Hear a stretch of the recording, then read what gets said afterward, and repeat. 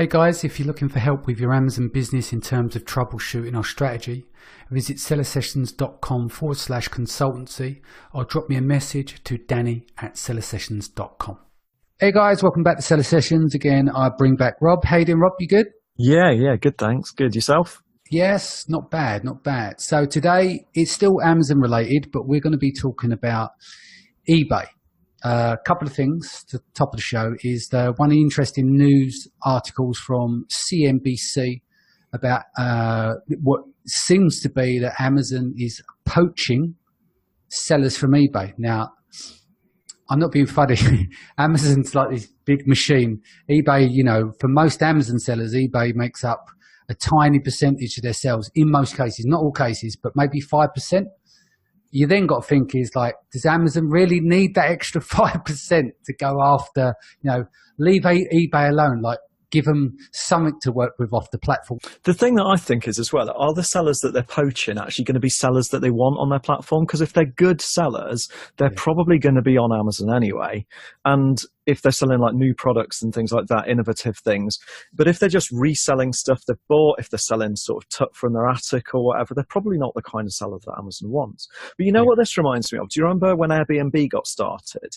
They used to go on Craigslist and stuff like that to try and build up their list of apartments that they had available for rent. And they used to, it was totally against Craigslist and Gumtree's and whatever's terms and conditions, but that's what they did. And now it came out kind of years later, and it's like, oh well, that's in the past now. That's what enabled them to build up this far.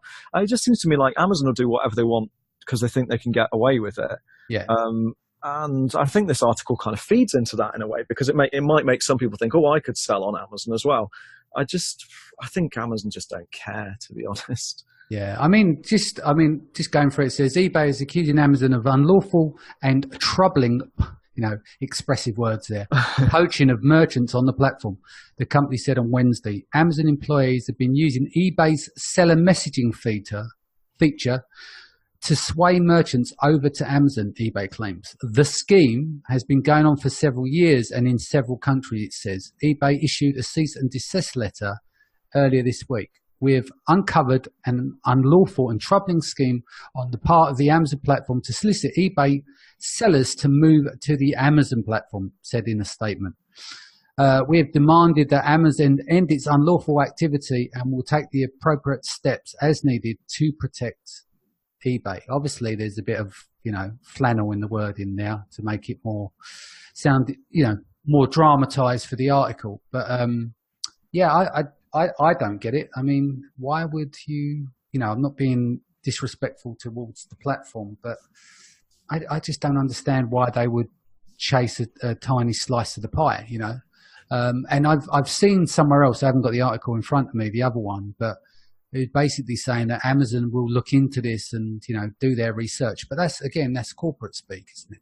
Yeah, it is, and it almost sort of makes out that it's not some kind of thing that's come down from up on high. It's maybe some reps had a target to sign a certain number of new people up, and they took it upon themselves to send these messages out. So you just don't know whether it's these, Amazon will probably blame it on these rogue reps, even if it were like official policy to do this. But eBay's going through some interesting times at the moment because it's just become too much of kind of a garage sale of rubbish. And it's really trying hard, with the merging of the listings where it's got multiple sellers on one listing and sort of the reviews that they're putting down at the bottom. They're really trying to get away from that image of just second-hand stuff and move towards a marketplace where people will sell new items and do expect some level of sort of customer satisfaction and service from their buyers. But it's not, I don't know, they're not exactly competing over the same stuff. I think both marketplaces are good and interesting for different things, but I just don't really understand what Amazon's play is here exactly. Yeah, no, nor do I. Which brings me to the next point, which is one of the things that annoy me the most is the vultures that will basically steal all your images and your listing and then drop ship your product and then do a money back guarantee, etc.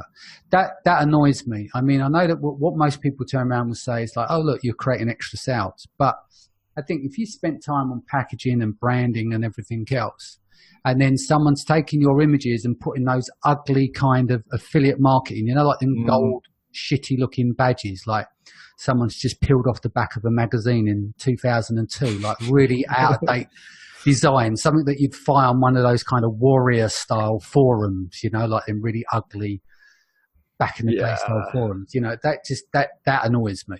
You know, the point for me is that I'm more pissed off with people abusing and butchering the images than I am about them selling the product. But on the same token, let's give you an example. One of the products that appears on there that I want to get taken down, which we'll discuss in a moment, is a topical product. So they haven't got the insurance or anything. So if they sell these products and then it returns back into stock at Amazon and then it goes out the door, and it's just, I want to keep control of the distribution off of Amazon. If I want to sell on eBay, I'll do it myself. I don't need a load of leeches jumping on a listing with a piece of software, marking up the product at double the price. Do you know what I mean? So yeah, it's a really interesting one, right? Because there's a few problems that you might have with eBay, but I think that you've really got to think about what your problem is and think about your approach in terms of that. Yeah. So, so it could be that you don't want to lose control of your brand, in which case you might think, well, I'll sell it on eBay myself. I'll set up one of these automatic systems like Joe Lister or some kind of multi-channel system. There are lots of fancy ones out there. And I'll just get my Amazon inventory to fulfill it, and I'll make the pricing such that nobody can kind of get in the middle there. There's no margin for them to play with to make profit versus my eBay and my Amazon pricing. You know, they're pretty much the same. And then you might have these other listings on there, but hopefully once you get them taken down, they're not going to pop back up again because nobody sees the margin there. Nobody sees the opportunity. Yeah. But then you've got to have your own eBay account and deal with the headaches of that and the multi-channel fulfillment and stuff like that. If you're worried that they're using your images but they're not actually using your product, they're maybe shipping their own product that they've had manufactured, then that needs to be treated almost like you would a hijacker on Amazon. You need to go after them for stealing your text and stealing your images, and that really is a copyright claim that you're going to be going after. Yeah. And that would be the same as if they were genuinely supplying your product, but you didn't want them to, and you couldn't think of another good way of getting it. I mean, there's nothing wrong with hitting them on all fronts. You know, you report them to eBay. I've done that, and eBay, the report program, that's useless. For me, they don't do another thing you can do if you really, really want to hurt them, is report them to Amazon, because a lot of these guys, right, they're kids in their bedroom that have bought a piece of software.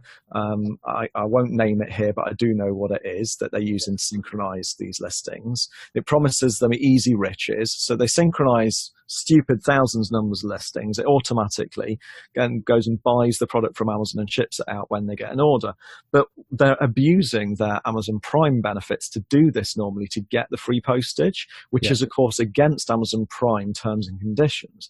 So if you can see a pattern in your order history, because I've seen this when you get them all go into the same warehouse or industrial unit or something, or they do it in the address, didn't they? They put the delivery, the tracking number in the address. They can put the tracking number in the address. Sometimes they send it to a reshipper and then it goes out. Sometimes they've all got unique sender addresses, but the buyer name is the same.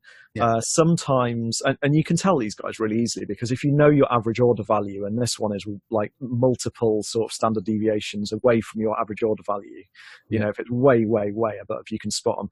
Or they'll maybe write something in the gift section. They might say, dropship order, please don't include receipt or something like that.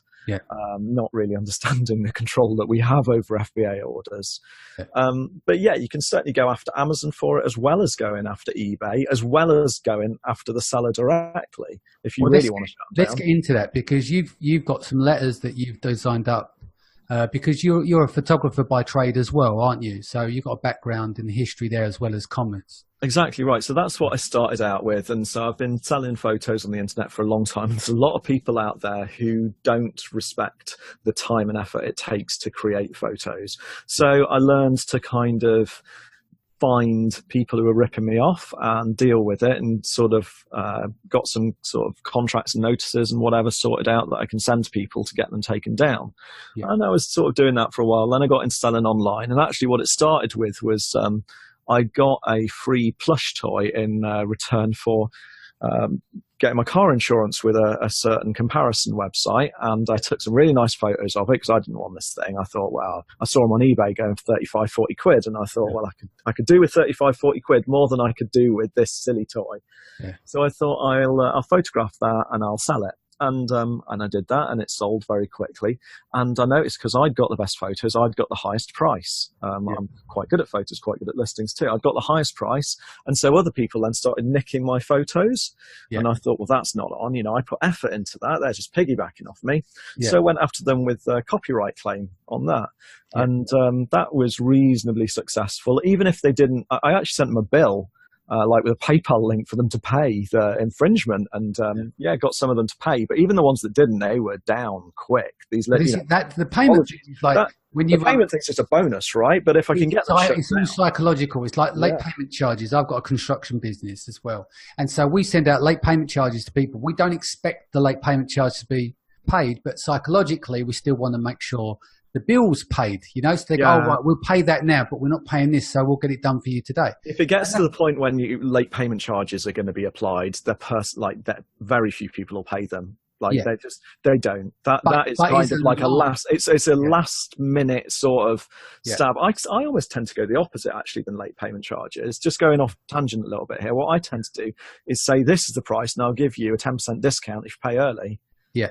And people like getting a deal, so they can do that. Yeah, but I find that within our trade, they take the 10%, but then they still delay getting payment. So I stopped doing that because there was like a pay early option, but then they'll pay you late and then still take the discount. And by the time you chase them, it's not worth the paperwork. But anyway, back on to what we were saying here. Walk me through these letters, because I want people to be able to create their own letters, even if they get their own legal guide to do it. But what's the basis of these letters to go after these eBay people just to get them out of the game? So the basis to go after these letters is the understanding that creative works that you produce, so art, photography, music, stuff like that, is automatically copyrighted the second you create it. You don't have to register it anywhere. You don't have to do anything. You made it. It's yours. It's copyrighted to you. Now, you can go and register your copyrights on these things. There's some interesting ways of doing it. Some companies on the internet, they'll do it really, really easily for you. Like, you just do a whole CD for 10 quid. You just send in a CD to the Library of Congress in America. You get it copyrighted in America for 10 quid for every image that's on that disc, right? But you don't have to do that to pursue people for infringing your copyright. It's yours. Yeah. Okay. So even if you've taken the pictures and you've done nothing to register, you can send them a message that says something along the lines of, we are the proprietors of all copyright in a photographic work titled such and such in this eBay listing, and then you give your own eBay listing link or you give your Amazon link. We have reserved all rights in this, which is first expressed in material form on. So you're saying, I produced this, here's proof on the internet that I produced it, and this is the date that I produced it, which predates when they're using it. And the longer in the past that is, the bigger differential there is between when you put it online and when they are using it, the bigger. Just because it's online doesn't mean it's free. Yeah. You can still be copyrighted online. So you've effectively permitted Amazon a license to use that image, but you haven't permitted anybody else a license to use that image. Yeah. So then you go on to say, it's come to our attention that the image used in your eBay listing, and you bung their link in, is identical to our copyrighted work. Permission was neither asked nor granted to reproduce our work, and your work therefore constitutes an infringement of our rights. Yeah. And then you properly hit them, you just send that in an eBay message, and then you start sending them an actual takedown request, basically, with a bill, telling them what you want them to do. You say that in terms of copyright statutes, we are entitled to an injunction against your continued infringement, as well as to recover damages from you for the loss we have suffered as a result of your infringing conduct. And then you tell them what you want them to do. You tell them you want them to take them down the image. You tell them that you want to destroy all the copies, so you don't want them to keep a copy locally. You tell them that they need to inform you that they've done this, and you can send them a bill if you want to. Your chances of getting that bill paid could be slim to none, but they're not zero. Who cares? Who cares, right? You send them a PayPal link or a Stripe invoice link or something. You might get something for it, you might not, but it reinforces the message that you know what you're doing, you know you're entitled to this, You give them a deadline. You say, we need to hear from you in 10 business days or something like that. Or slow it down 48 hours or something. 48 hours. You really need to mess with them. You report it to eBay as well. Yeah. I mean, you don't need you can take a solicitor for this if you really want. You don't need one. Yeah. You don't. Just to point out that you're not a lawyer, but what we're trying to do is people to scribe their own letter to get an understanding of what to do, because this system does seem to work. Because a lot of people rest on, is it the first doctrine? What's the first sale doctrine? That's an American thing. That's not applicable in the UK. And I know, but a lot of people will just drag that around the world as go, well, I've got first sale doctrine on this, so I can sell it. They can sell it if they take their own photos and they've already bought it. But these eBayers often, they haven't bought your items, they don't own it, and they haven't taken their own photos. It's totally different. Say you're selling whatever, a blue widget, and you sell one of those on Amazon, somebody buys it, and they think, well, I'm going to sell this on eBay in France because I reckon I can make more money. And they put it in their little photo studio. They take some pictures of it. They write their own listing, and they try and flog it in France for €5 more than they paid you for it. That you can't do anything about that. Of course, yeah. That you don't have control over that. They have bought the item. They've taken the picture. They've written the listing. That is a totally different issue. I'm not talking about that kind of thing. What I will say, though, is that I am not a lawyer, but I do know that you cannot threaten lawsuits frivolously. Yeah. You can't make things up. You can't say, I'm going to take you to court. Because if you say that and somebody wants to, you cannot back out. You really have to follow through. You do not make hollow legal threats at all. Yeah. This is serious stuff when you get to I mean, at the end of the day, it's more like the hijacker letters, isn't it, that people send out? They're like templates. They're just worded in a certain way. Somewhere down the line started off probably as a legal letter, then they got developed there. But my point is this stuff happens all the time. If you sell on eBay or you're not bothered by it, it doesn't matter. But if you've got products where you want to control distribution, because you don't want stuff being returned back into stock, it's like people saying they're given guarantees on a product that they've never shipped before. Because all they're doing is using software like the Just Launch guys, where they jack the price up in hope that you go out of stock, some moron buys it, and then paid the jacked up fees on it, Yeah, exactly. So, I mean, they're trying it on, and they won't care too much about losing your listing often, because they've normally got 3,000 or 4,000. So the ones that I've had a bit of trouble with have been international sellers. Yeah. So I'm selling a product on Amazon UK, and I saw it pop up on eBay UK. But the sellers that were arbitraging my stuff were actually based in Israel, and they had 30,000, 40,000 listings. And it was like whack-a-mole trying to get rid of them. It really was. Yeah. And the only way I could do it in the end was putting up my own eBay listing that was better than theirs, basically, and at a lower price than theirs, but that's still going to make me kind of all right, it's because I'm still covering my costs and whatever, and then try and go after them. And then they see that it's not worth it. Or even if they've got listing up, if nobody's buying from it. But if they know eBay and they're really good at getting their stuff ranked and they've got some feedback on it already, it can be quite hard to get rid of. Yeah. This is true. Is there anything else you want to cover before we go?